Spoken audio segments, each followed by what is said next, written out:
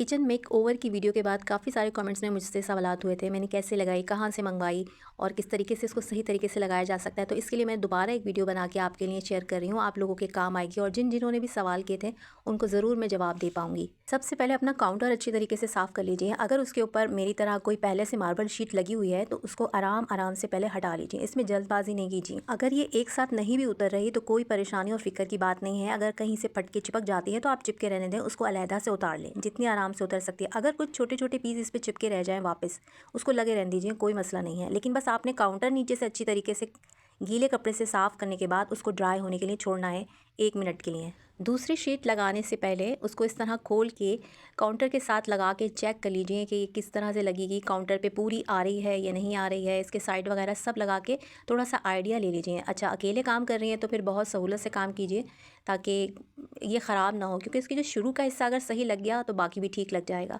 इस तरीके से आप पहले हिसाब कर लीजिए कि ये इस तरीके से आपने लगानी है। फिर आपने इसकी चिपक वाली साइड खोलने की कोशिश नहीं करनी है। अभी आप सिर्फ इसको एज इट इज़ रख कर सेट कर रही हैं, अंदाज़ा लगा रही हैं कि आपने कैसे लगानी है। अब इसको आराम से खोलने की कोशिश करें और थोड़ा सा खोलें, एकदम इसको सारा नहीं खोलना। इस तरह ये देखिए पलट के वापस आएगा। अगर आपके पास साथ में कोई मदद वाला है तो उसे ज़रूर बुला लीजिए, इससे बहुत आराम से लगेगा।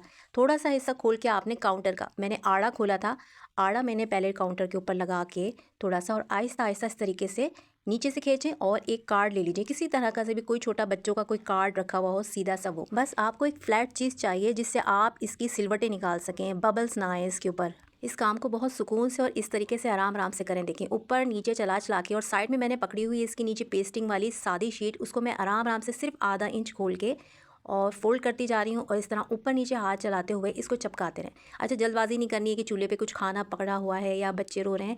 उन सारे कामों से निपटने के बाद ही आपने काम करना है, वरना इसमें सिलवटें आ जाएंगी और फिनिशिंग आपको नज़र नहीं आएगी। चूल्हा मैं अलहदा नहीं कर सकती थी, इसीलिए मैं इसके नीचे से ही निकाल रही हूँ। चूल्हा भी मेरा काफ़ी हल्का ही है। देखिए मैं इस तरीके से रोल पीछे खींच रही हूँ। वो रोल ये सादा पेपर है, इसको बस थोड़ा थोड़ा खींच के आपने आराम आराम से कार्ड को, फ्लैट चीज़ को ऊपर नीचे चलाते रहें। काउंटर के साथ जैसा दीवार पे ले जाके अच्छी तरीके से पेस्ट करें और यहाँ पर लाएं।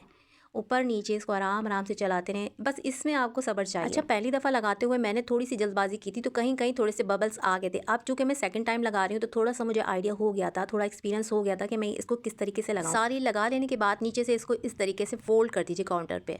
ये काफ़ी अच्छी रही थी, मेरे पास इसका एक्सपीरियंस पहला वाला भी बहुत अच्छा था और मुझे अभी वैसे ज़रूरत नहीं थी हटाने के लिए, सिर्फ चेंज के लिए मैंने हटाना ज़रूरी समझा।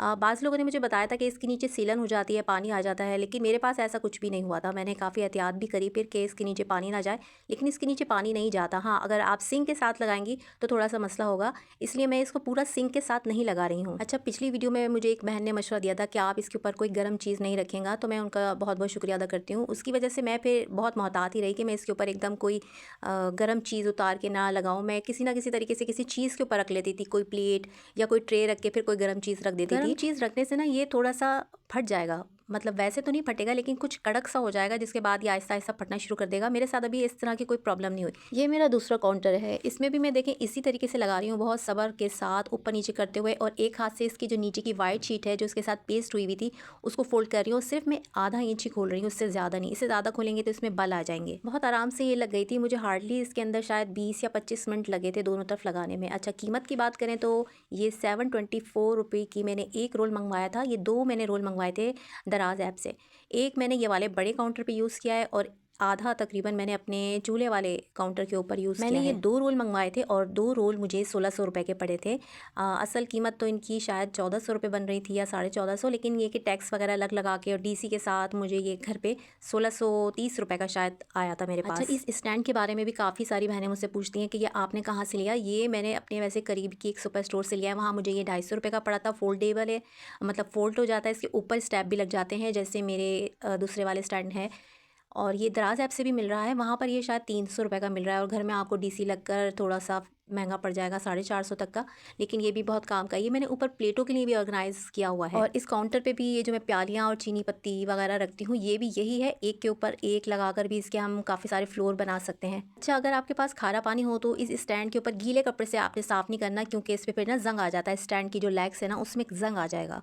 छोटा सा किचन है, सारा दिन इसी के अंदर रहना है, तो बस इसी को सजाने संवारने की कोशिशों में लगी रहती हूँ कि किसी तरह मेरा दिल लगता रहे। मैं इसमें मुझे काम करने में मज़ा आता है, मुझे अपनी किचन के अंदर बहुत ज़्यादा। और मैं अल्लाह का बहुत शुक्र अदा करती हूँ कि बहुत सारे लोगों से बहुत अच्छा है मेरा किचन। छोटा सा है लेकिन अल्हम्दुलिल्लाह बहुत अच्छा है, बहुत सारे लोगों से बहुत अच्छा है। अल्लाह का बहुत एहसान है, मेरा कोई कमाल नहीं है इसके अंदर। वीडियो पसंद आए तो लाइक और चैनल को सब्सक्राइब करते जाएं और कमेंट्स बॉक्स में मुझे ज़रूर बताएं कि क्या मैं आपके सब सवालों का जवाब दे पाई या कुछ और सवाल रह गए हैं तो मुझे कमेंट्स बॉक्स में ज़रूर बताएं। किसी और वीडियो में इंशाल्लाह मैं उसके भी जवाब देने की पूरी कोशिश करूँगी। और मुझे ज़रूर बताएँ कि मेरा छोटा सा किचन आपको कैसा लगा। जज़ाकल्लाह।